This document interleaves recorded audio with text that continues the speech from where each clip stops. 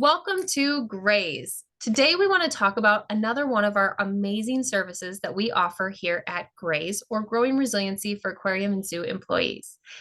And to tell us more about that, I am with Valerie. And Valerie is one of our Grays facilitators for our virtual support group. Valerie, welcome. Thank you. Let's just dive right in. First, let's start with what is a support group? And more importantly, what is a support group not? Yes. Thank you so much for having me. And the support group really is a safe space, judgment-free zone, and a place to build community. So it is a platform where we have invited anyone. Doesn't matter where you worked, if you're in a facility currently or you have previously worked in a facility, and it doesn't matter your role. So really, we're trying to provide the space for people to come together. To discuss their emotions and what they have been going through. So, what it isn't is any sort of mental health counseling, and it isn't a place to ask for training or medical advice either. And I think that's really important when we talk about some of the other differences, right, between counseling, therapy, and then a support group. Yeah, for sure. So, if someone's interested in attending the support group, who would you recommend this service for? Oh gosh, everyone. And I think that's the beauty of this support group and offering an open forum platform. So open forum, non-linear means that there's not really an agenda every single month. So anyone can come with and really just sharing whatever happens to be on your head or on your heart in that moment. And what you share is up to you. So you don't have to tell us what facility, what animals, what title. You don't even have to tell us any of that because that's not really necessary to understand how you are feeling and you sharing how certain events have affected you. So I feel like this service is ideal for people at any level. I mean, we so far have had people from horticulture, education, vet hospital, keeper staff, supervisors, right? So we really have seen a really awesome just variety, and that is what makes every single meeting so unique because there's not an agenda, there's not a specific thing that we have to talk about. It's really organic in the way that it occurs because every group inevitably kind of has some like underlying themes to it, which is really really cool. And I love that you point that out that this is nonlinear and that it's not necessarily an agenda in mind. So far, maybe what are some of the topics that you have seen, or what are some of the themes that we've seen in these support groups? um so many, and it's been really interesting to see how certain things affect people in different roles too. So for instance, loss of an animal, and loss, as we already know, can come from the death of the animal. It can come from the animal moving or being transported to another facility. It can be you getting moved to a different area where you don't work with that animal anymore, or maybe you're leaving that facility and you no longer work there at all, right? So there's different kind of ways that we deal with the loss of the animals. So kind of working through that grief, disenfranchised grief, which is really those different types of grief that maybe the rest of the world doesn't really identify as grief because it's not your pet and it's not a human, right? And so we're in that gray area where it isn't a pet, but really they end up being part of our family in so many ways. So giving people the space to talk about that. We've talked about interpersonal relationships, with coworkers, supervisors, and sometimes people, coming because they want to help others in their department or in their area, and then they end up finding some tools to help themselves as well.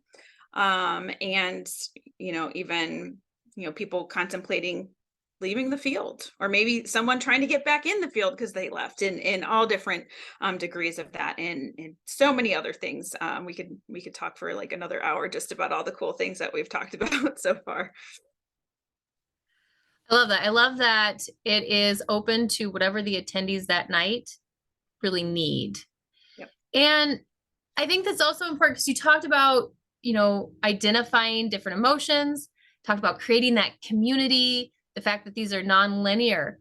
One of the maybe misconceptions that I often hear in regards to the virtual support group, and I will openly admit as someone who's not familiar with virtual support groups in general, also had as a misconception. But when we look at the fact that you're a facilitator for this, what is the role of the facilitator in one of these meetings? Because I know for me, the misconception was I was going to come to a meeting and I was going to get all the answers to my problems.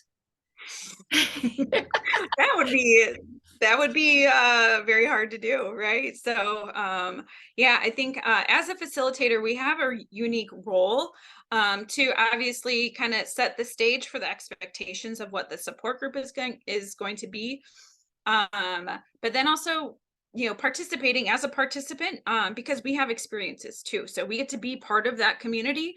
And every once in a while, we might have to do a little gentle guidance of conversations, because we want to make sure that the support group is meeting our goals. And, if we dive into realms of, training advice or certain things like that, we try to kind of gently steer away from those to really focus on, well, how did that make you feel? Or, asking people, questions of, well, what have you done in similar stressful times for you? And really just reminding people that we are all the experts in our own lives, and that you have done hard things before, and you can do this hard thing. And sometimes we just need someone there to remind us of that. And then we're like, oh yeah, I did do this, and this last time, or, things like that. So again, it's not mental health therapy, but I feel like, just being there for each other to listen.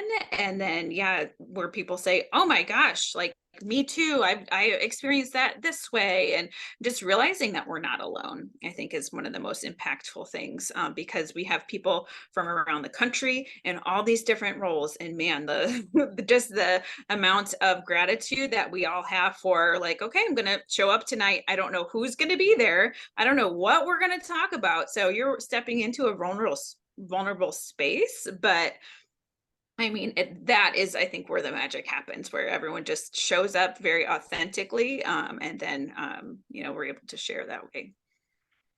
I love that. You talked a little bit about the facilitator's role, and you mentioned, touched a little bit on the participants' role, really. If someone wants to, maybe they're a little more introverted like me, and they're interested in seeing what this is, and they register for it, do they have to speak, or what is the expectation of involvement of each participant? Yeah, great question. Obviously, having cameras on and being able to be in a space where you can speak with your microphone is ideal, because I feel like, seeing everyone's faces together in our little virtual room really does bring that sense of community. But we've had participants that do kind of just want to be the fly on the wall, or maybe they're at work or in a position where they aren't able to speak or share. So they might have camera and audio off, and then they might participate in the chat. And so that's one of the roles of us as facilitators too, or someone might want to ask a question but they don't want to say it, so they'll message us privately in the chat so we can bring it up. And so if we do have someone that's a little reserved about sharing, we definitely don't force anyone to share, other than just having everyone participate in some way in the introductions. But if you don't speak the rest of the time, that's up to you. If you're more into that, like, absorbing and kind of just getting used to the flow of the support group, that's great too. We're just happy to have you there for that experience. I love that. And if I do want to join one of these, because you mentioned that videos on and things like that, so it sounds like we have some sort of link or something that's needed. How do they get a hold of that? How do they register for this awesome service? Yes. So if you are already on the monthly email list, then you will have this link available to you that way. Also, it's on the website, and we do try to share it on social media at least the day of or day before the actual meeting. So every meeting is once a month. We are doing on Thursdays based on feedback from our surveys that we did initially in the evening. So you can check out the dates and times, and it is all on Zoom. So you'll have to have all updated Zoom either via cell phone or on your computer for participation. I love that. I love that. And as you said, it is the second Thursday, give or take, of every month, once a month. And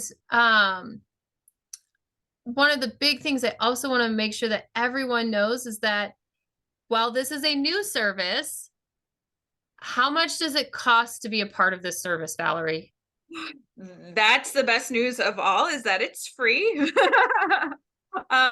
So because this aligns so well with Gray's mission of, really growing resiliency with zoo and aquarium workers, that we really do want to offer this as a free service. So currently it's free. We might have to change that down the line if we start having 50 people show up per meeting or something like that. But the good news is for now that it is definitely a free service.